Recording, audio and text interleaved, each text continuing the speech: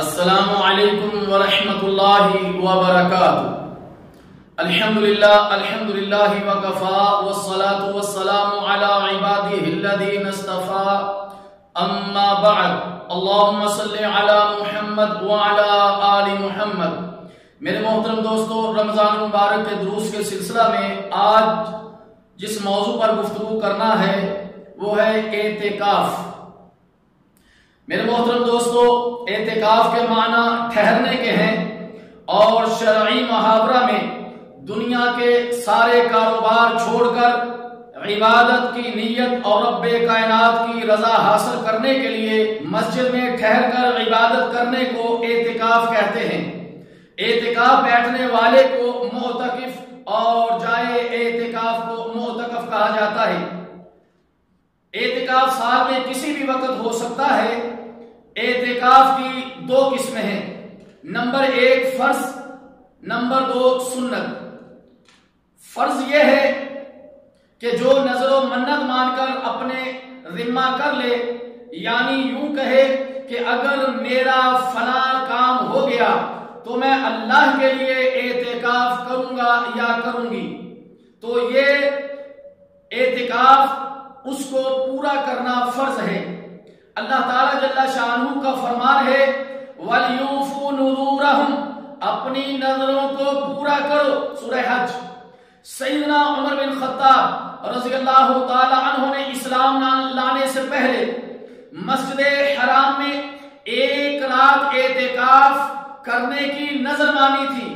رسول اللہ صلی اللہ علیہ وسلم سے اس بارے میں دریافت کیا تو پیارے نبی صلی اللہ علیہ وسلم نے ارشاد فرمایا تم اپنی نظر پوری کرو، صحیح بخاری۔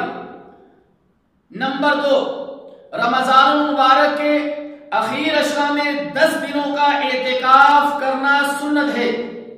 دیگر اعمال کی طرح اعتکاف کی نیت بھی ضروری ہے، چونکہ اعتکاف عبادت ہے اس لیے اس کے لیے بھی نیت کرنا ضروری ہے، کیونکہ رسول اللہ صلی اللہ علیہ وسلم نے ہر عبادت کے لیے نیت کو ضروری قرار دیا ہے۔ رسول اللہ صلی اللہ علیہ وسلم نے ارشاد فرمایا انما الاعمال بالنیات، اعمالوں کا دار و مدار نیتوں پر ہے، صحیح بخاری۔ لیکن یہ بھی یاد رہے کہ اس کے لیے زبان سے کوئی الفاظ ادا کرنا ثابت نہیں، بلکہ یہ دل کا فعل ہے۔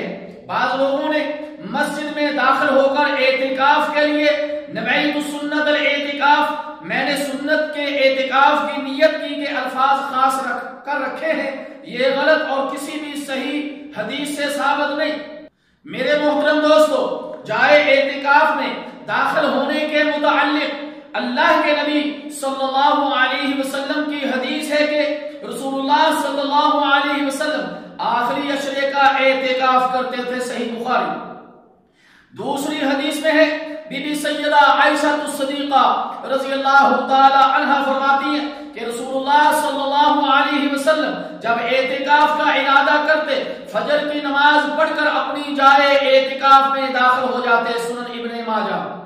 میرے محترم دوستو، ان احادیث کو سامنے رکھتے ہوئے اہل علم یہ بات لکھتے ہیں مسجد میں آ جائے، رات بھر تلاوت قرآن، ذکر، تسبیح و تحلیل اور نوافل میں مصروف رہے اور صبح نماز فجر ادا کر کے اپنی اعتکاف کی جگہ میں داخل ہو جائے۔ میرے محترم دوستو، اعتکاف 1 رات کا بھی ہو سکتا ہے، جیسا کہ آپ نے سیدنا عمر بن خطاب رضی اللہ تعالی عنہ کے واقعہ سے سنا، لیکن سنت اعتکاف 10 روز کا ہے۔ رسول اللہ صلی اللہ علیہ وسلم سے شوال کے مہینے کا اعتکاف بھی ثابت ہے، لیکن رسول اللہ صلی اللہ علیہ وسلم رمضان المبارک میں ہمیشہ اعتکاف بیٹھتے۔ رسول اللہ صلی اللہ علیہ وسلم نے رمضان مبارک کے درمیانے عشرے کا بھی اعتکاف کیا ہے، لیکن افضل آخری عشرے کا اعتکاف ہے، اس لیے کہ رسول اللہ صلی اللہ علیہ وسلم آخری عشرے کا اعتکاف کرتے تھے، حتیٰ کہ رسول اللہ صلی اللہ علیہ وسلم اپنے خالق حقیقی سے جا ملے۔ بی بی سیدہ عائشہ الصدیقہ صدیقہ رضی اللہ تعالی عنہ فرماتی ہیں ان النبی صلی اللہ علیہ وسلم کان یعتکف العشر الاواخر من رمضان حتى توفاه الله تعالی ثم اعتکف ازواجه من بعده۔ صحیح بخاری، نبی کریم صلی اللہ علیہ وسلم رمضان مبارک کے آخری عشرے کا اعتکاف کیا کرتے تھے، حتیٰ کہ اللہ تعالیٰ جل شانہ نے آپ کو اپنے پاس بلا لیا۔ پھر آپ صلی اللہ علیہ وسلم کے بعد آپ کی بیویاں اعتکاف کیا کرتی تھی۔ معتکف کے لیے حالت اعتکاف میں ضروری حاجات مثلا پیشاب و پخانہ، فرضی غسل وغیرہ کے لیے جانا درست ہے، اور اعتکاف بیٹھنے والے کو بلا شرعی عذر اپنے معتکف سے باہر نہیں جانا چاہیے۔ صحیح بخاری۔ دوران اعتکاف معتکف کے لیے ممنوع افعال مثلا جماع و ہم بستری کرنا، سورہ بقرہ، بیمار کرسی کے لیے باہر نکلنا، کسی کے جنازے میں شریک ہونا، کسی ضروری حاجت کے بغیر باہر نکلنا، یہ تمام امور ناجائز ہیں۔ سنن ابی داؤد۔ اگر عورت اعتکاف کرنا چاہتی ہے تو مردوں کی طرح عورتوں کو بھی مسجد میں اعتکاف بیٹھنا ضروری ہے۔